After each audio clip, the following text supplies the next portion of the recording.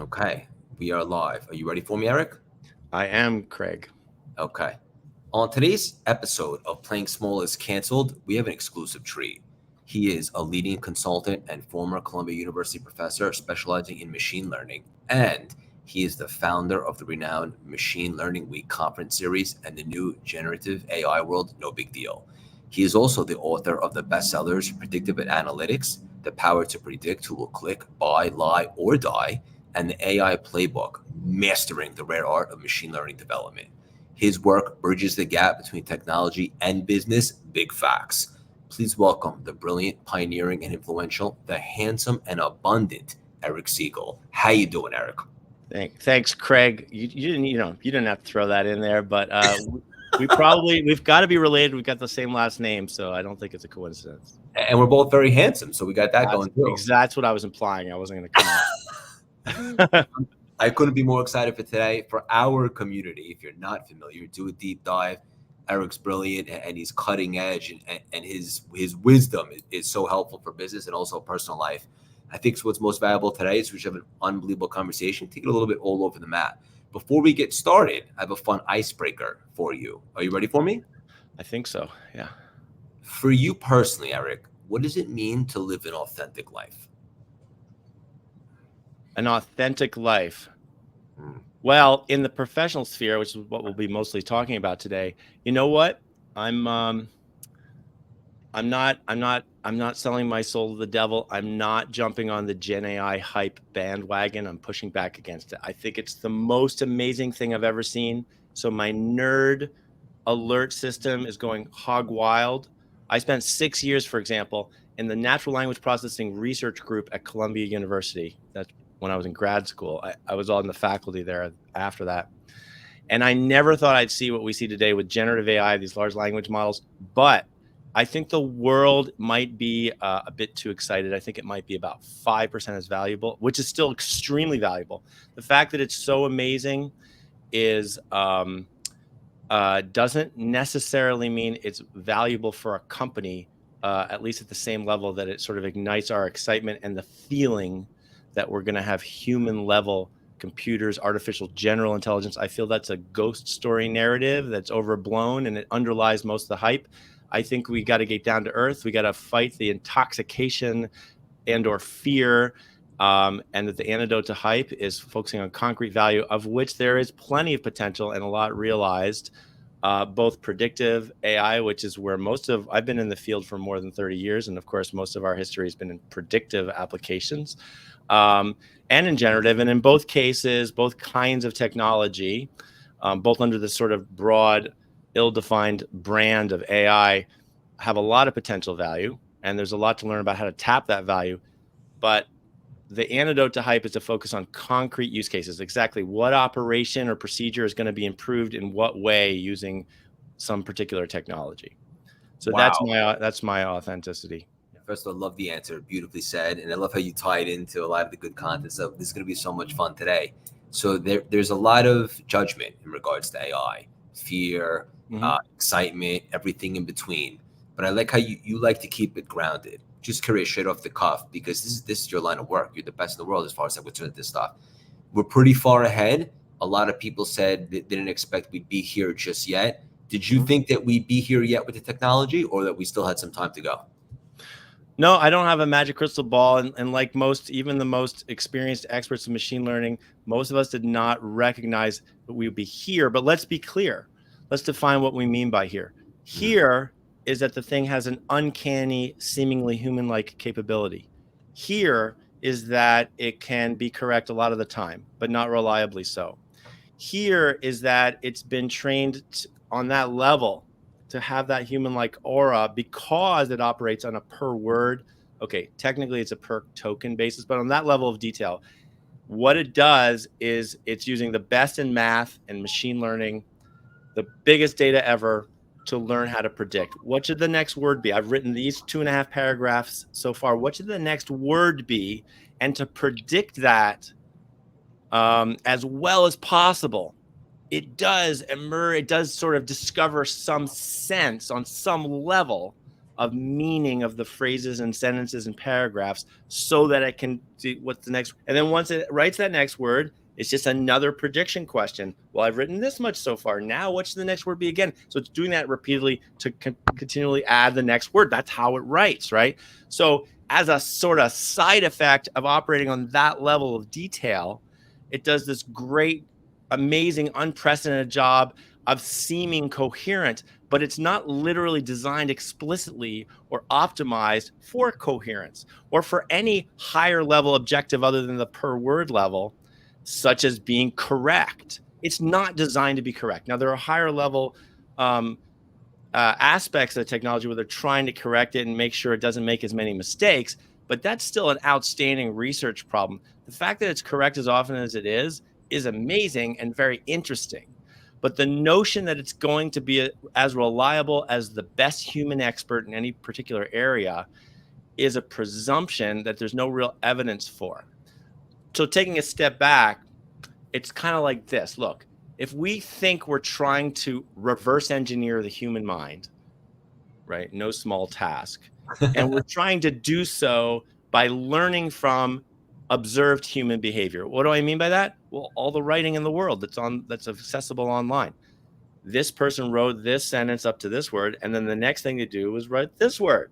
That's a little piece of observed human human behavior. And we have a million, trillions of examples of that observed behavior, word by word by word.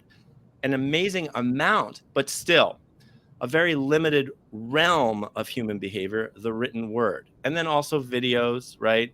And drawings and everything else. But overall, with everything we're doing with generative AI, where we're learning from observing human behavior to try to emulate that behavior, how much of the human mind can you reverse engineer from that limited realm of observed human behavior without any direct access inside the brain or to all the other aspects of our behavior and our thoughts and what have you? How much can you reverse engineer? Well, a certain amount that's extremely impressive, right? But there's got to be a ceiling. I think that the presumption underlying the hype that we're definitively headed concretely towards general human level capabilities, like in science fiction, where it's a lot of fun, Right. and I love science fiction, Harmony. is a false narrative, and one that's very tempting, intoxicating. The hype, in a sense, is intoxicating. That's the converse of it. It's another way to pump it up. It's called crita hype. I didn't coin that term. This is a narrative that's being used to improve equity and investments and company values. I believe it's a false narrative, and there's just a single word for this poor expectation management, and it's called hype. So to be clear, AI does not have a consciousness. Yeah, and then everything I just said is just trying to limit. I'm just talking about how good it is, like how well it performs, what it's capable of. Whether it feels something or has experiences, that's really a philosophical thing. That's way above my pay grade. But I would say no, I don't think it has any more consciousness than an armchair. Now, I mean, you could argue that an armchair, that everything in the world is part of consciousness. But look, Right. This thing is just doing math. So Yeah, I love it. This is so good and so informative. I encourage everybody to grab the journal, grab a coffee, write this stuff down, and probably worth a re-listen too. You mentioned there a couple times generative AI. What's the difference between that and predictive AI? predictive. Yeah, so predictive AI is also known as predictive analytics. That's what you turn to improve any of your existing large scale operations. So it's predicting instead of predicting on that level of what word should I write next, it's which customer will buy. Will this customer buy? Will this customer click, buy, lie, or die? Like in the title of my first book, will they commit an act of fraud? Will this train wheel break down? Will this area be fruitful if we drill for oil? Will this satellite run out of battery? All of these outcomes and behaviors that directly inform all the main large scale operations we conduct as companies. That's pay dirt, right?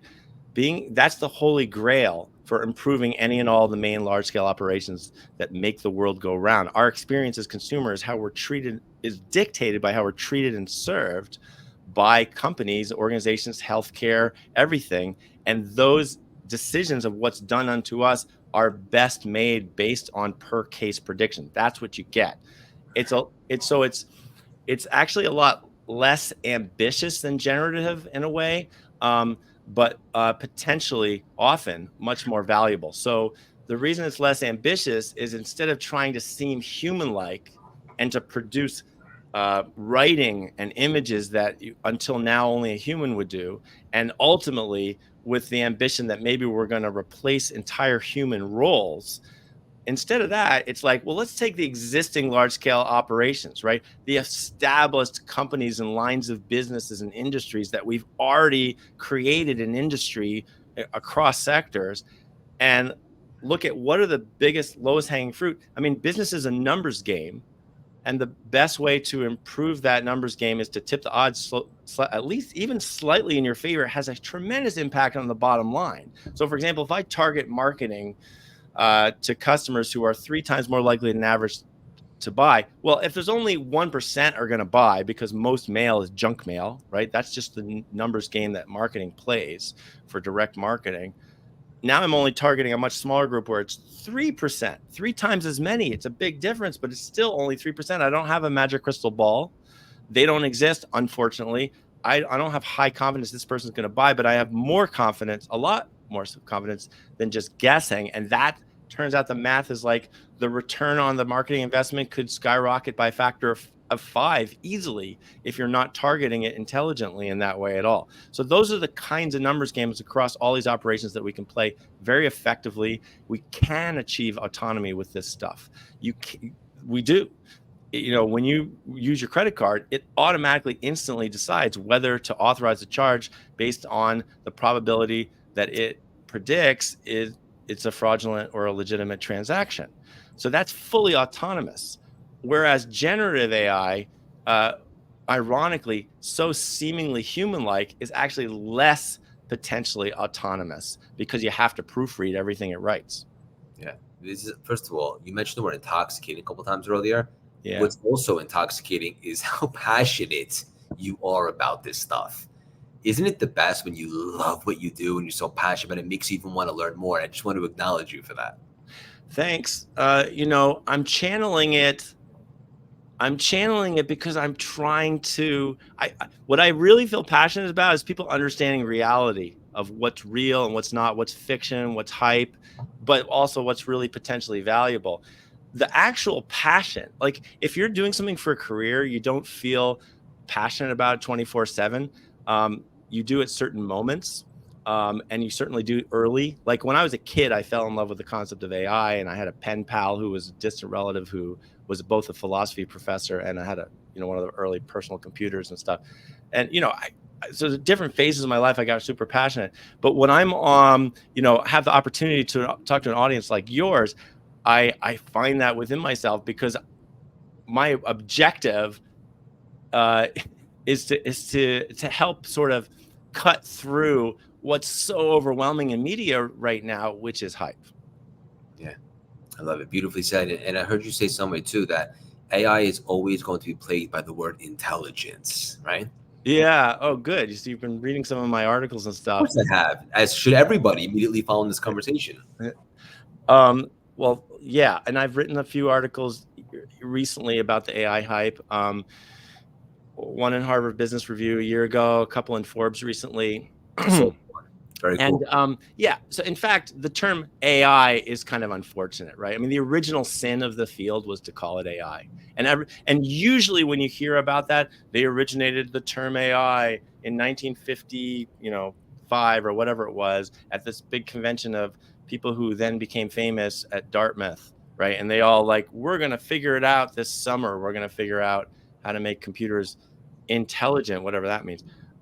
So the problem is that the word intelligent is wholly subjective and is nothing if not something describing what humans can do, the very particular capabilities of humans. Whereas what you really want a computer to do, or anything you're building, anything you're doing with engineering, is you need to have a well-defined capability, which is another way of saying you need to be able to put a number on how good it is. You need a fully objective definition of what your goal is, what you're trying to build, and how well it performs so far as you build it and try it out and test it. The word intelligence is completely immune to that necessary attribute.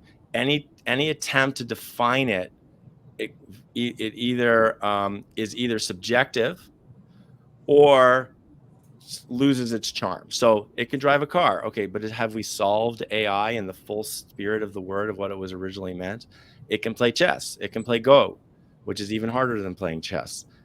Still, have we solved AI? Definitely not. Can it do everything a human can do? Well, that's not very well defined, but that's sort of the overambitious artificial human, as it were, goal that's usually referred to as AGI, artificial general intelligence, the stated objective of open AI.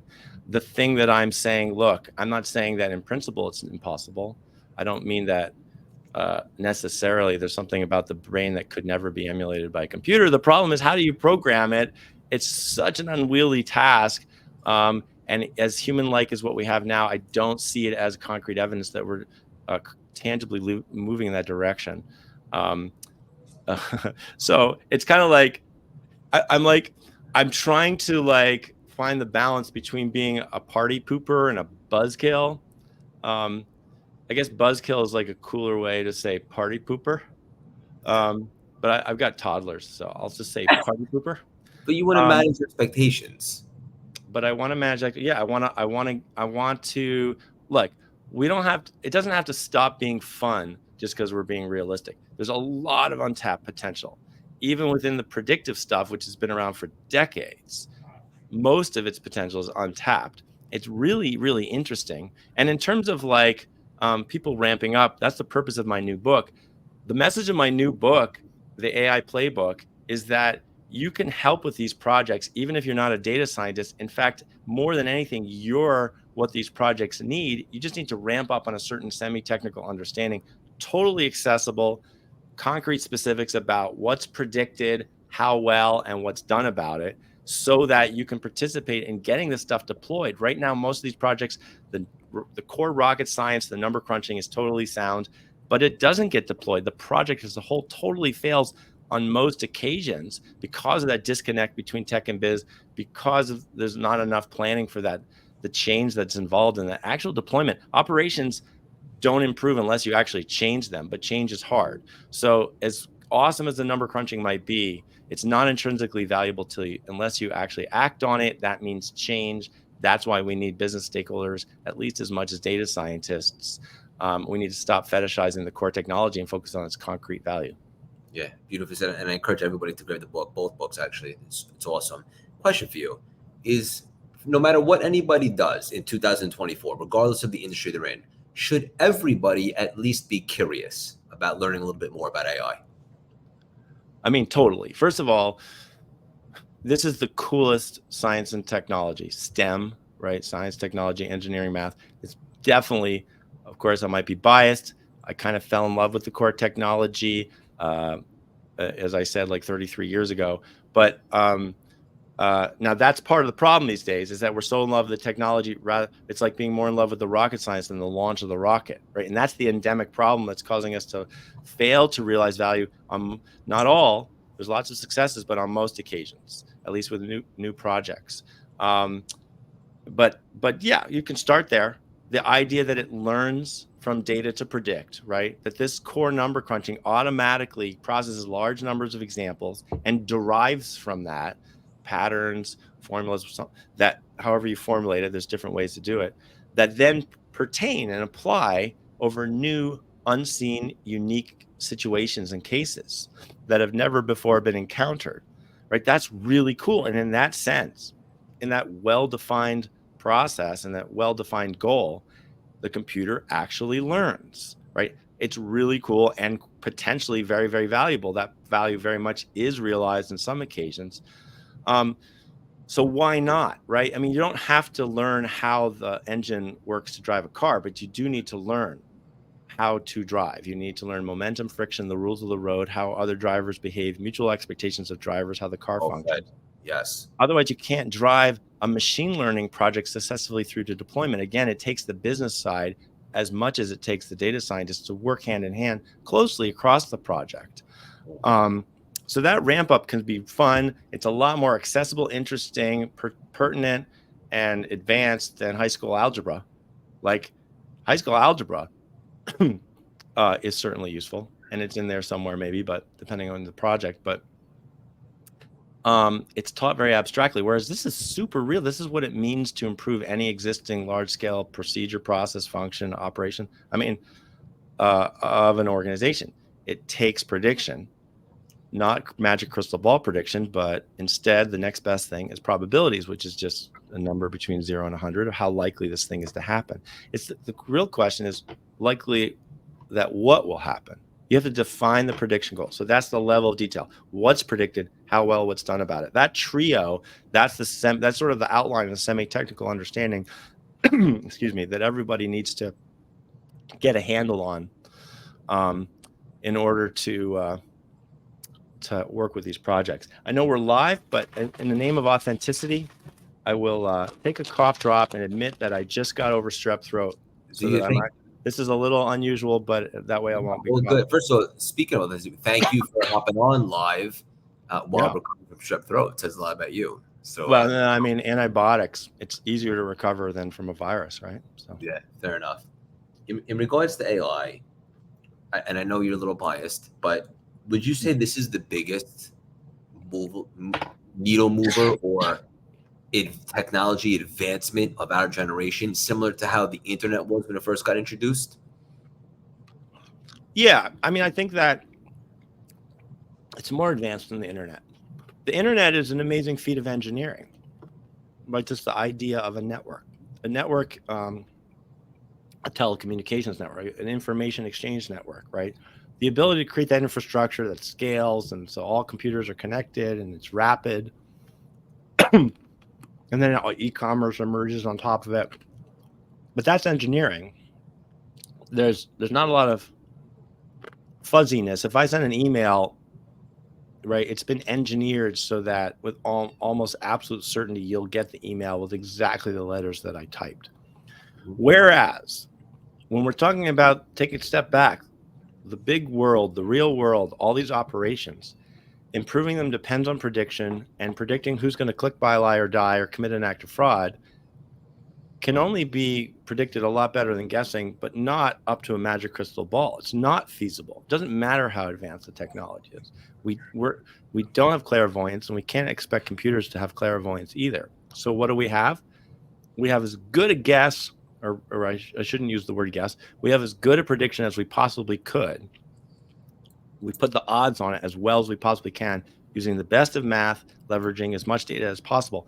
The actual sort of science behind how it learns from data, that's really, really cool. It's called induction. So deduction is A implies B and B implies C.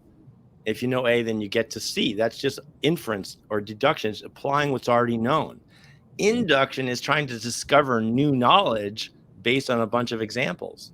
Even if it's 10 million examples, it's not a foregone conclusion exactly what you should induce from that. But that's what this is. It's a formal, completed, all the machine learning software does this. And there's a bunch of methods, including neural networks, which underlie generative AI. That science, that realm of science is, it's just really, really cool, really, really fascinating. And it's always going to be improving, but there's also diminishing returns. There's ultimately a ceiling on exactly how well it can predict. But even predicting a few times better than guessing turns out to be extremely valuable. So that's the pay dirt. Yeah, so good. A couple more nuggets before we land the plane. Our audience has a lot of entrepreneurs, a lot of aspiring entrepreneurs and so forth. And, the AI playbook is unbelievable. For someone that wants to grab it right now, which we'll put in the show notes, I encourage everybody to grab it. What's something practical in the AI playbook that somebody can extract and begin to put to use to just start to get familiar with AI and how they can maybe use it to help them? Well, on the surface, the book offers something before. What I've been saying is, look, you got to ramp up on the semi-technical. That's the real purpose of the book. But what you'll see first when you open the book is that it offers the actual 6-step practice that I call BizML, business practice for running machine learning projects. Those 6 steps, breaking it down, reverse plan for deployment from the beginning, right? That's a very concrete set of organizational steps that need to involve both the data scientists and the business people. But again, the bigger theme is before you start participating on that, in that process, you need to ramp up on a basic semi-technical understanding. Again, it's not the rocket science. It's more than a half-hour chat, but it's a book's worth basically. And so that's really the point of the book. But while it's organized around those 6 steps, the 6 main central chapters kind of go through those 6 steps, and so that's what you'll get. You'll get the BizML framework. I love it. And we were chatting a little bit before we hit record and we went on air, and you were kind of giving me a heads up about something that you're really excited about right now. Are you able to talk about it? Yes, I am. I've co-founded a startup. I'm the CEO, and we're called Gooder AI, as in make your AI more gooder. I love the name. Love it. Thank you. Yeah, our toddler named the company, and that's a joke. Actually, I named the company, or it was originally my idea. And what we're doing is focusing on how good it is, right? So what you need to do when you're developing a predictive model and you're planning to use it to target your marketing, credit scoring, any of these operations I've been talking about, during that development, you need to stress test the model, see how good is it, right? Not just in terms of like sort of pure predictive performance, which is usually where data scientists stop, which includes accuracy, precision, recall. Their favorite, I would say, is called area under the curve. But all of these tell you that the thing predicts better than guessing, which is good to know, potentially valuable. But exactly how valuable? How about just really straightforward metrics like profit, savings, right? Top and bottom line revenue, any and all KPIs, the lingua franca of business, the stuff that any stakeholder can understand, really straightforward business metrics. Crazy enough, and I've been in the field more than 30 years, it's still not part of the common practice. And that needs to change. And I think it's really core to the bridging this gap between tech and business. And it's a core source of the problem that's leading to so many projects getting failed, because now the stakeholders have to make this really tough decision, right? The data scientist is like, hey, we got this technical performance. The area under the receiver operating characteristic curve is 0.83. Isn't that awesome? And then the stakeholder has to make this really tough choice between, well, does that mean it's valuable? And the data scientist is like, it's totally better than guessing. But okay, but how valuable and how should we deploy it exactly? Where have we navigated to a place that means something for the business? And they have to make a choice between deploying on a leap of faith, a kind of shot in the dark, or killing the project, which is actually what happens more often than not, and that failure is swept under the rug. The AI hype helps with that sweeping under the rug, but that's not sustainable. There will be a reckoning. But if you're not measuring the potential business value, then you're not pursuing business value. So this is sort of a new part of the workflow for data scientists. So we're early stage startup. We have a solution, a minimal viable product, as they say, although pretty extensive on the scale of such minimal products as far as startups go, because you got to get a certain amount to work for the data scientists to use it in an extensible way. And we're just going to trials with a bunch of companies right now. So you can find out more at Gooder AI, or if you're actually working with a predictive model and you want to try it out, then feel free to reach out, Gooder AI. I love it. And I just want to say thank you for the work that you're doing. It's awesome. It's helpful. Yeah. And the trajectory of where the world is going, this is a roadmap and a blueprint for us to follow and to become informed. And I just want to say thank you for the unbelievable work that you're doing. Thanks, Craig. It was great to speak to you and everyone listening. But we're not done yet. We're going to have a little fun, a little rapid fire, maybe 1 or 2 word answers, and get a little crazy. You ready for me? Definitely. Okay. Favorite movie, Eric? Star Wars. Ooh, love you. Which one? I was 8. Which one? There's only one Star Wars. Yeah, I was 8. The first one, they changed it, to New Hope, but it was Star Wars. Yeah. Honestly, I love. Do you watch Game of Thrones at all? I've only seen a little of it. Yeah. Got it. Interesting. Star Wars, My favorite TV show is Succession. good one. Yeah. Very Or good. Rick and Morty. I don't know. It depends on your mood, right? Okay. All right, a couple more. Your last meal on Earth would be Lobster. your favorite guilty pleasure. Well, don't tell anybody, but I grew up, my hometown. Ben and Jerry were these two guys making ice cream downtown, and I love Ben and Jerry's, but I prefer Haagen-Dazs. But I grew up with don't Haagen-Dazs. tell anybody. I grew up with it. My mom loved the chocolate bars. Unbelievable. Great answer. All right, couple more. Favorite workout. Well, at this point, I feel like there's not enough hours in the day, so I work out every day for an hour and a half. An hour of what I call slow motion spin class on a recumbent bike where I can be multitasking, doing stuff I do anyway. So it's like an hour of free workout, and then just a half hour of weights. Okay, great. Your favorite book, not including yours. Oh, well, I love Contact by Carl Sagan, the first contact with extraterrestrials. Yeah, I like your style. Last one, very, very deep stuff.